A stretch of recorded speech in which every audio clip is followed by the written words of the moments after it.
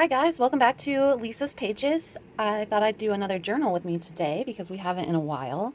So I have been working on this journal while I've been away. And as you can see, she has gotten quite the alligator mouth. That's because I didn't use the technique that I used in my tutorial video. This is an older journal and I didn't make the signatures far enough apart for the amount of pages that I had. So I won't have this problem so badly in my future journals, but I still love it. I kind of love the alligator mouth in a way. I am finding it really difficult to work in because it's hard to get it to lay flat. Without propping something underneath it and working around it that way. So I don't think I'm going to work on this on camera anymore. I think I'm just going to finish this up. It does still have quite a few pages left towards the back that I need to fill. But I'm going to work on this off camera and then maybe do a flip through once it's completely full. But I do just want to show her to you guys. I love the chub. The other thing I was thinking, I did watch Luise Heinzel has a YouTube tutorial on how to remove your signatures and rebind your junk journal to get rid of your alligator mouth. So maybe that's something I would do in the future with this journal because it is really special to me and it does have some pages that I really truly love in it. So, and the other thing is I need to sew on some more fabric to the closure because the closure has gotten really hard to tie. All right, so I thought we could work on my new journal. So I made this one just a little bit ago. And I made this one with a curved spine, which it was my first curved spine journal ever, you guys. And so that way this one I can stuff to the brim and it should stay relatively flat. I also haven't really decorated the cover yet. So that's something that I'll probably do on video at some point. Not today though. I have only done a single, really got this knot tight. I have only done a single spread in here. Let's see if I can find it. I think I see it peeking out. Here it is. So I got some napkins to decoupage with, as you can see. And I love how this turned out with the blue. I'm thinking for this journal, my color scheme will kind of go off of the cover. So blue, gold, brown, and maybe like mustard yellow. So I'm going to try to stick to somewhat of a color palette for this journal. I am going to let myself veer away from that color palette a little bit as I want to, but I am going to try to stick to a palette. So I was thinking we could start today by making some tags to go in this journal, and then we can pick where we want to put the tags. Kind of backwards from what we did last time where we picked a page to work on and then worked on it. Instead, I'm going to make some ephemera and then pick a page from in here to put the ephemera. Oh, and one other thing I wanted to show you guys, if you're not following me on Instagram or if you missed this post, this is the first ever snippet roll I made. It's stuck on something here. Hang on. There we go. It's the first ever snippet roll I made. I have taken just a little bit off. But I love how it turned out. And as you can see, I made it with the same fabric that I made this journal cover out of. And I just love this fabric. It's a vintage upholstery fabric I found on Facebook Marketplace.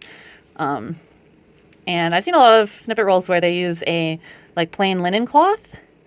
But I really love having the background of the snippet roll, that fabric, be something kind of fun. I think it adds to it. So there's my snippet roll. I really love it. As you can see, I got some Tim Holtz in there. I've got some Tracy Fox labels. I believe this is a Paper Outpost, maybe.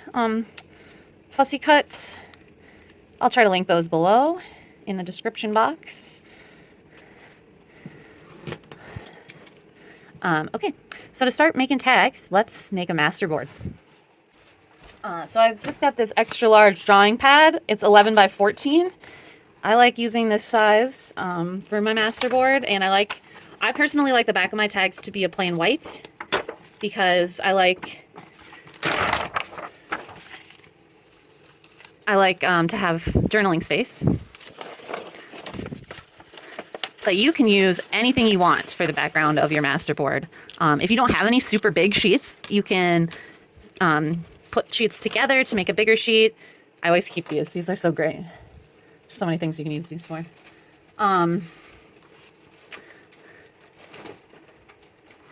You could even use a regular 8.5 by 11 size sheet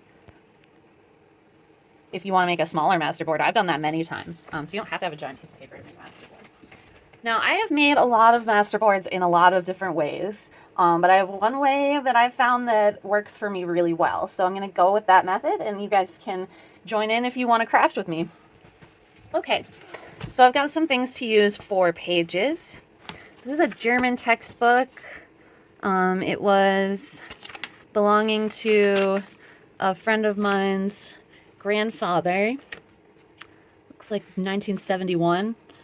And it's got his handwriting in it. It's got great German. It's got great old print. So I'm just going to take a couple of pages from that. And then I've got, I think this is a page from the Messiah that I have coffee dyed. And it's got a little watercolor on it as well. This is just a piece of scrapbooking type paper. This map is a printable. I will try to find this and link it for you below. These are a couple of pages from an encyclopedia. This is a page from a manual about some kind of electronic equipment. And then let's take a couple of dictionary book pages as well. Or just one. And then I think I have one more thing I want to grab, which is this vintage French magazine. If you follow me on Instagram, you've seen I made a beautiful, here, I'll actually just show it to you guys. Kind of a folio style junk journal, following a 49 dragonflies tutorial.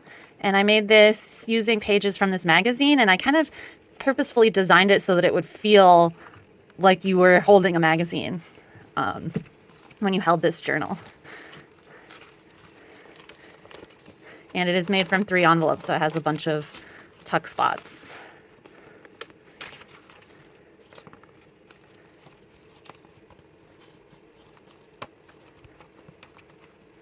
And I love it. So yeah, if you want to learn how to make one of those, check out 49 Dragonflies. She is so fantastic.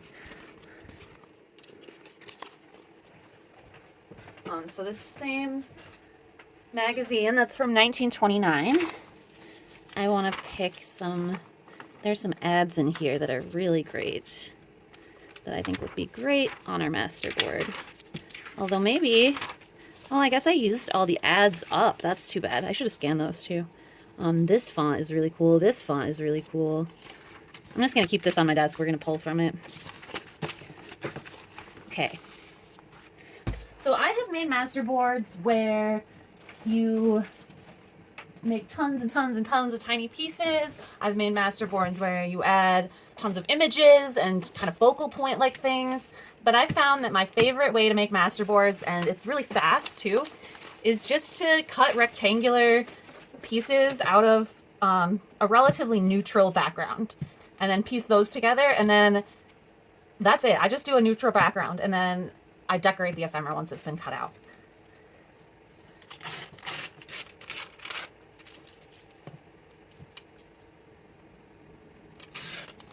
Bargain basement. That's a word, you guys. I like to take off most of the margins because they just tend to add more white space than I don't want. And then I just take my rectangles and I put them down. Like this one's got a little notch, but whatever. And I'm not necessarily caring where I put them. And the thing I love about this method too is that you can work one sheet at a time. So I can work with this dictionary page and then cut it all up and then move on. I've seen a lot of people who start with the edges first. I don't do that. I just kind of randomly place all over.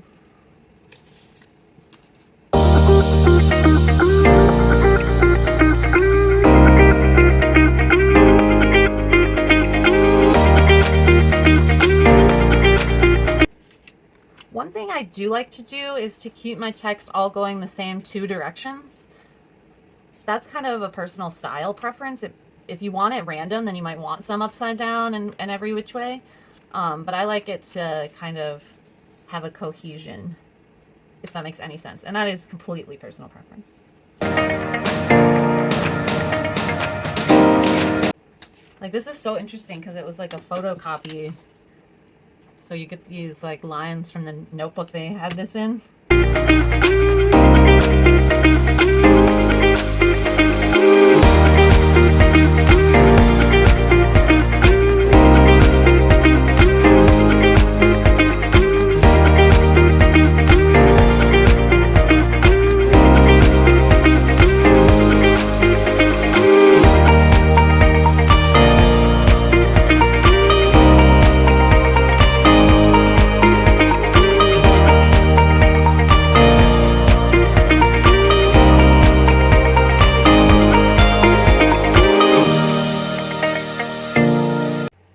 So as you can see, adding some different neutral colors can really bump it up a notch.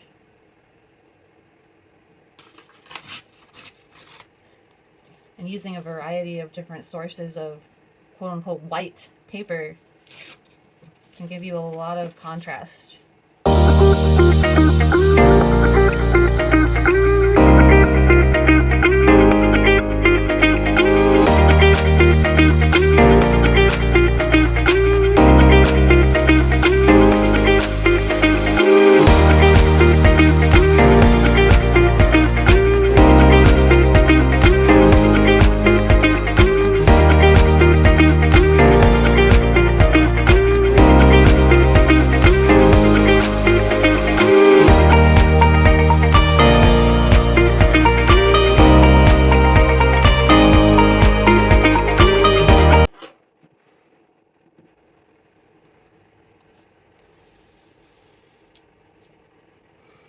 And for this, I'm just going to use a glue stick.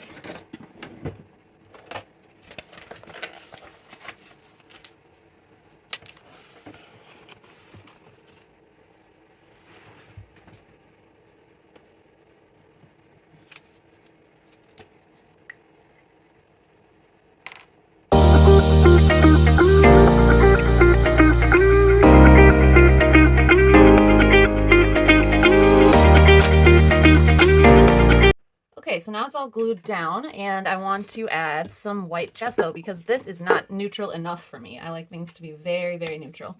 I'm gonna add a little bit of white gesso mixed with water.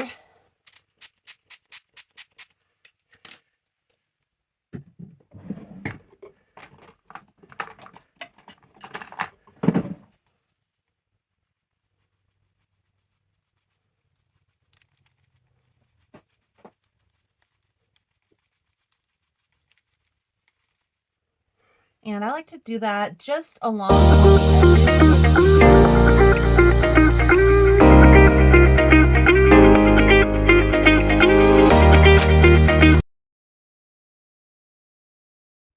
Okay, so this is dry now, and we're just going to cut it into some shapes for tags and journaling cards.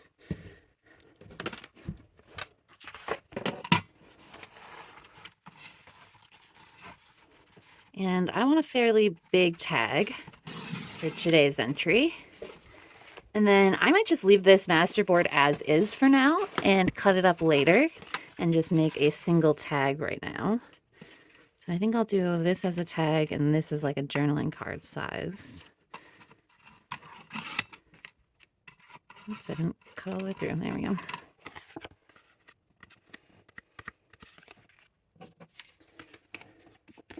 All right, so there's a journaling card for later. I like it. And here's our tag.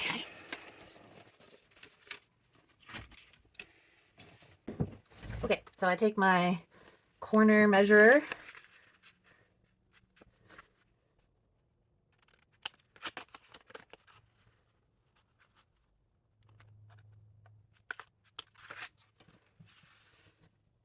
And, you know, that one is a bit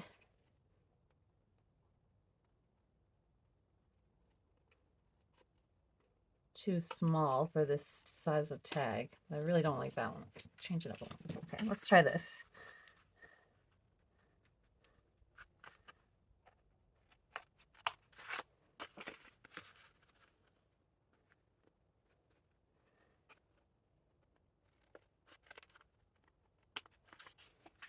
Yes, much better.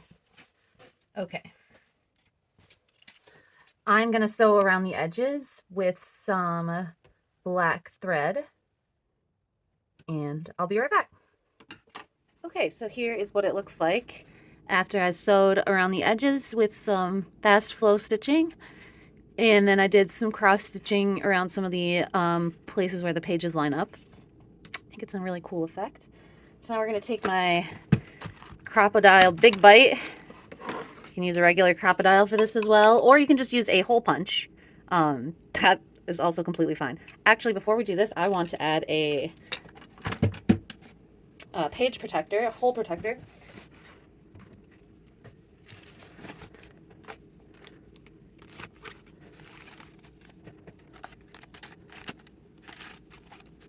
Here they are.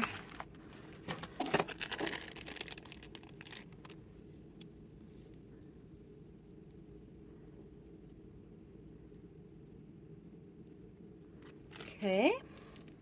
I like that one, I think. Let me double check it.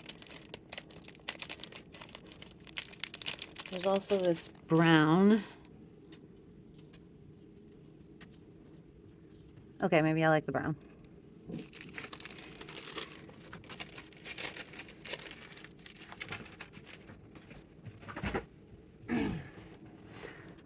Just gonna take my glue stick again. Whoops, whoops, whoops. Chaos. The back side was a jelly print. Actually, I think both sides were jelly print. Yeah. All right.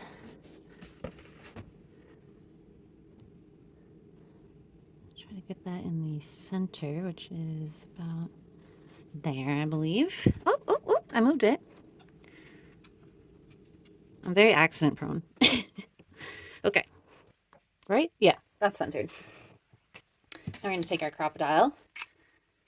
We're going to set it to, do we want a big hole for this? Yeah. I want to use fabric scraps. I'm going to use one of my bigger eyelets. So just try to punch straight through our hole there. And then I'll use my bigger bronze eyelets here. Change the settings on this, and I think I was using small eyelets last. So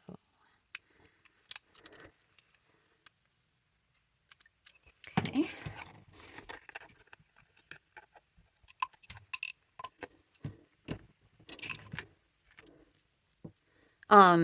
If you guys don't have a Crocodile, you should probably think about investing in one. They're amazing. So you can buy eyelets and attach eyelets, and you can do all kinds of things with this. I like the Big Bite because you can get further in to materials. It has a really handy ruler, but you can use either. And I got mine on eBay for stupid cheap, and I think it's just because the carrying case was broken, but I don't care about that.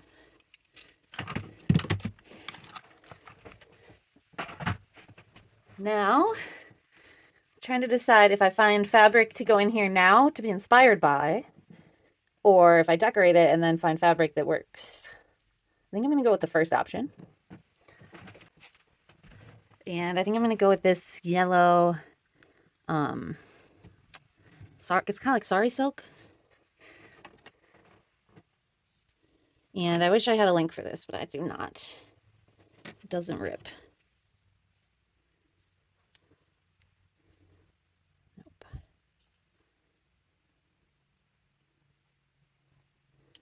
There we go. Just need a little piece, make a loop.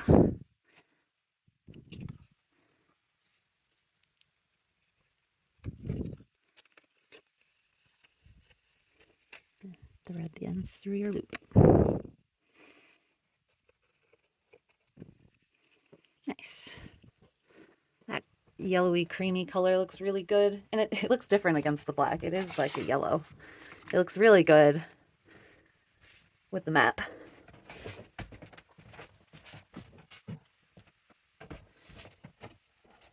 I think it might be a little longer than I want.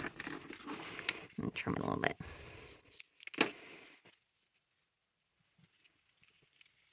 Rough the edges back up.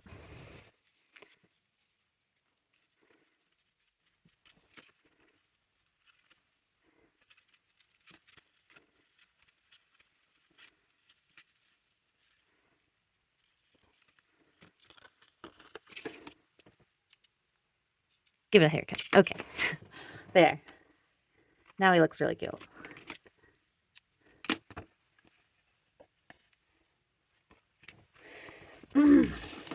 Now we get to decorate our tag. Yay, this is the fun part. So we definitely need stuff going on in this area. We kind of have it covered up here, which is really cool. Although we could still add like something up here, like postage stamp or something like that. I think I'm going to pick my focal point next, and then we will go build up our background from the focal point. Just going to clean up my desk really quick. And I've got my drawer of focal points.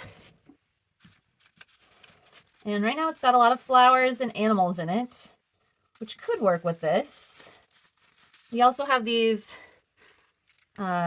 ladies and gentlemen.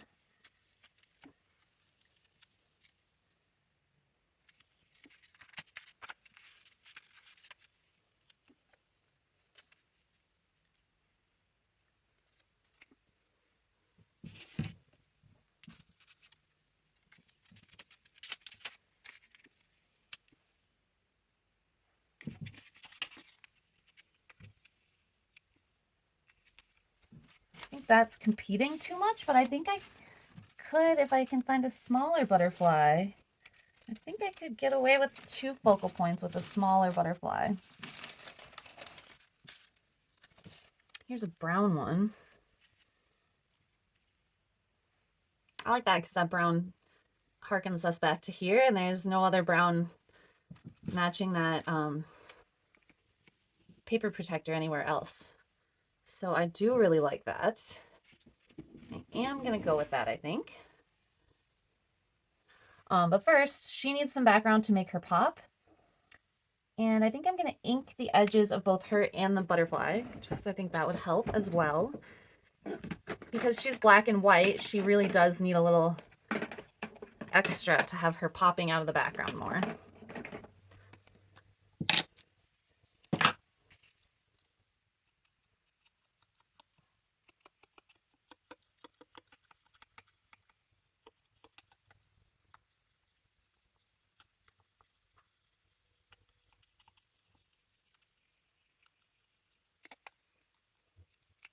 And this will make her pop out, and it'll make the butterfly stand out less, because the vintage photo is really close to the same color as this butterfly.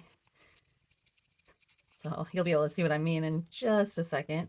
And I am just going in further into the center to get the white space as well.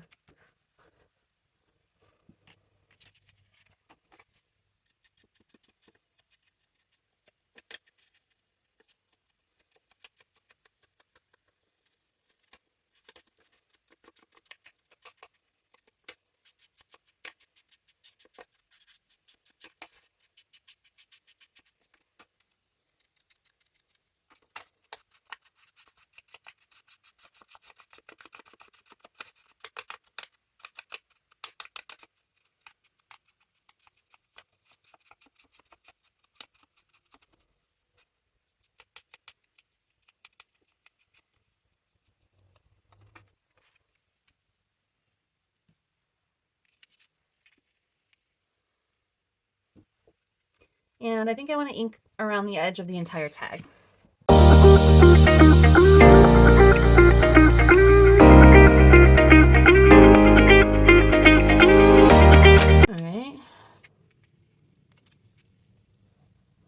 You know, I'm just not feeling this lady. I think I gotta switch it up. I need a different focal point. Start over. Let's try something new.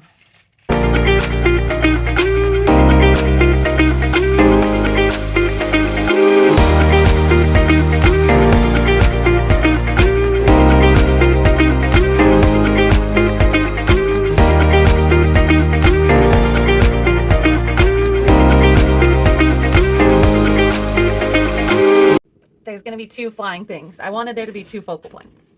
I like breaking the mold a little bit and making there be two focal points. So, all right. Now we need a backdrop for our bluebird. I'm going to jump into my scrappy scraps. These are my little bitty bitty baby scraps. And I'm looking for something that helps.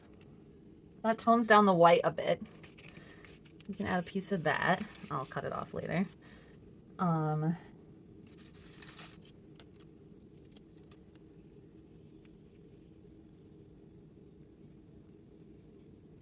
Do we even have any green? No, we don't have any green. Okay, because the maps had green on them. I mean, I guess there's a tiny bit up here.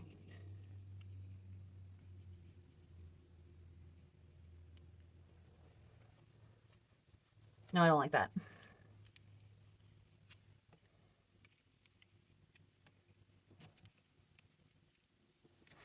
Nope. Ooh, maybe up there, though.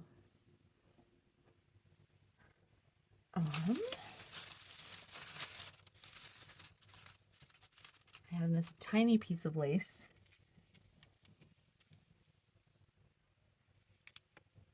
But no. Ooh, a little tiny piece of cheesecloth. That could be interesting. Let's spray some coffee on that.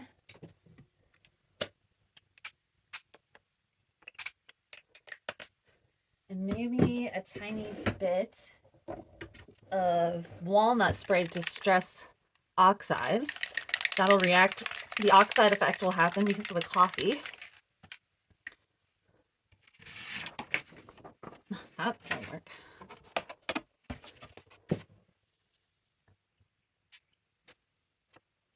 Just one spritz.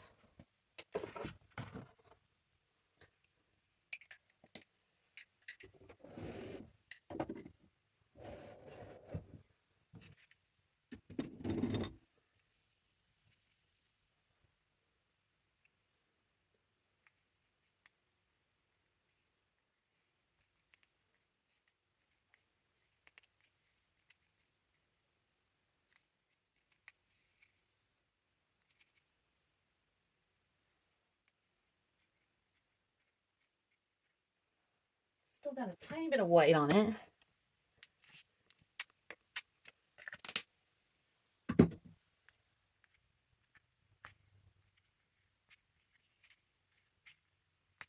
Okay. Such a small piece, it should only take a second with the heat gun.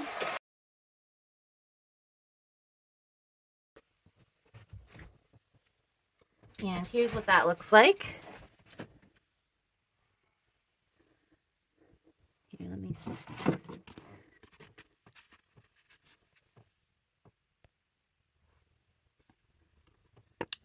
Come on, focus, buddy.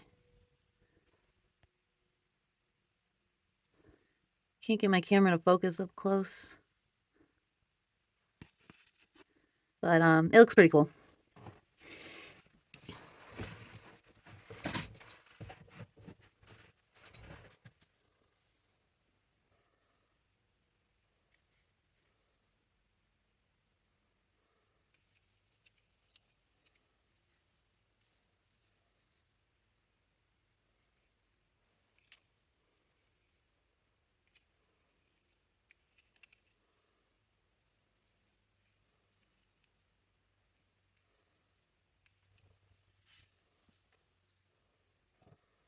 I actually like it better without that now.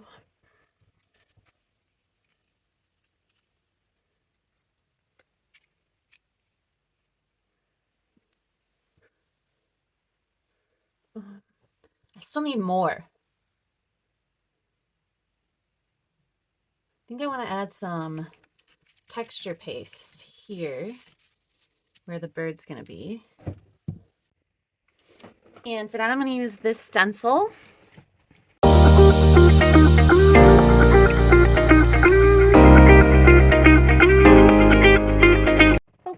is dry. That's what it looks like. And I think to make that pop, I'm going to try taking my ink pad directly to it. I think that might work.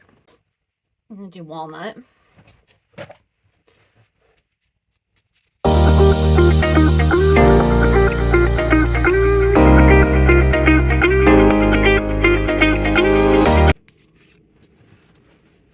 And that's how that looks. It's really interesting.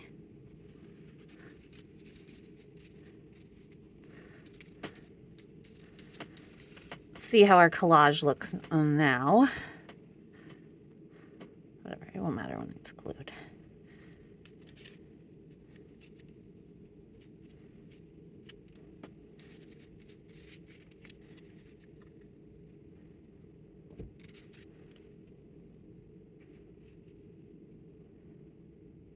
Yes, I think that's really lovely. Move him down just a little bit.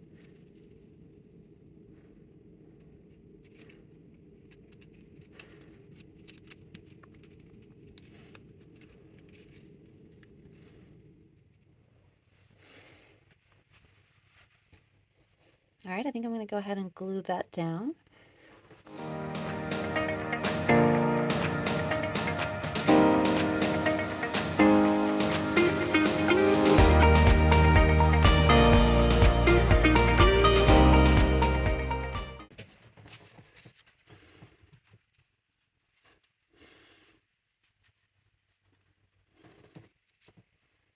And finally, I want to add some stamps. So these are from Stampers Anonymous. They're from the Tim Holtz collection. This is the Field Notes stamp set, CMS 396. I treated myself after I got a really good Rover tip. So congratulations to me for that tip. And I'm just going to do some stamping here. And I'm going to use for this my archival ink so we don't get any slippering sliding. And I'm going to do black to go with the stitching.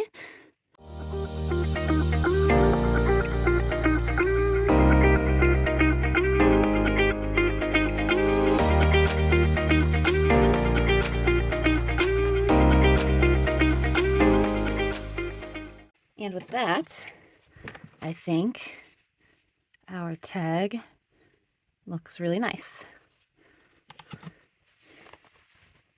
So let's choose a page in my journal for this tag. And oh, you can just see how well it goes with the color scheme.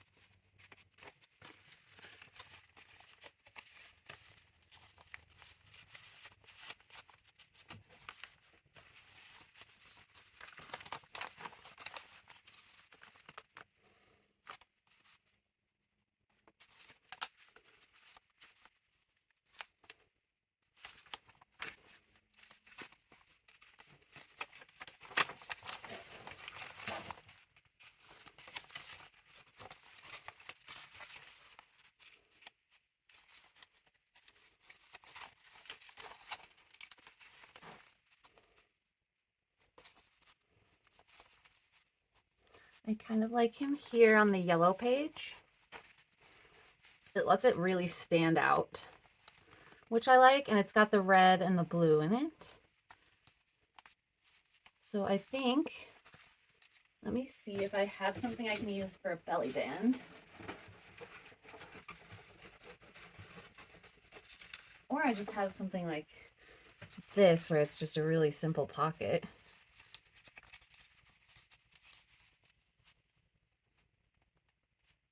Now I think I want it to be a belly band.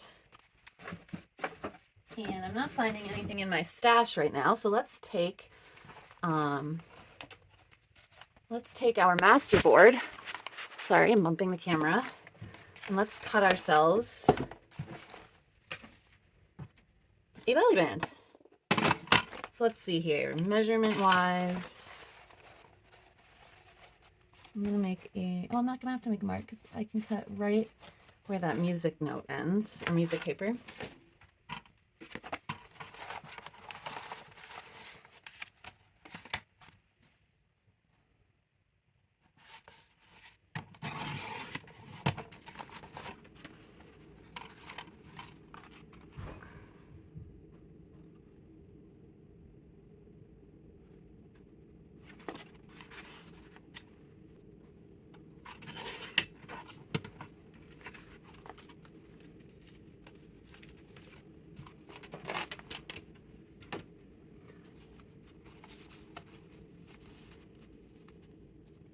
Of course, his tail will be sticking out. Oh, we can do it as a lower belly band so that his face can come out. Okay, I'm gonna ink up the edges.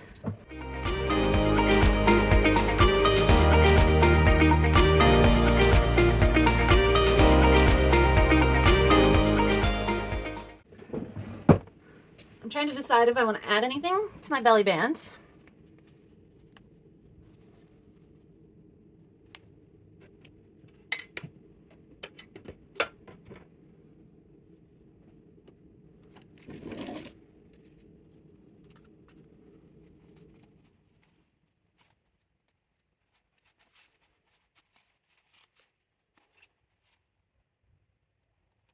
And I think the answer is yes, I want to add this butterfly.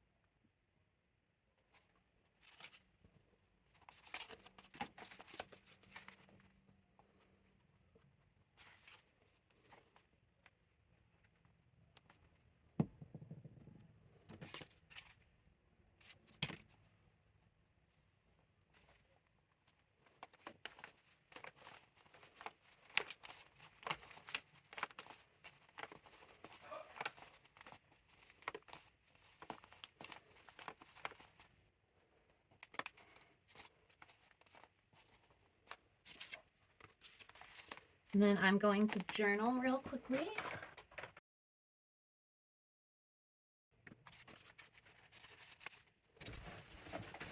Okay, guys. There's our spread for today. Here's our tag one more time. Thanks so much for joining me. If you watched, please remember to like and subscribe. It means a lot to me. And in the comments, if you guys would let me know, what's your favorite type of book page? I would have to say mine is music paper. I haven't played a musical instrument since middle school.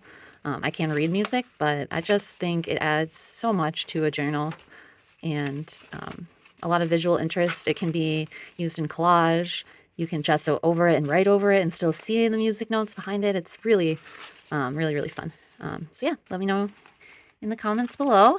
And I'm looking forward to continuing to work on this journal with you guys. Keeping it chubby. Let's get her chubby. Try to get her as chubby as my other journal. All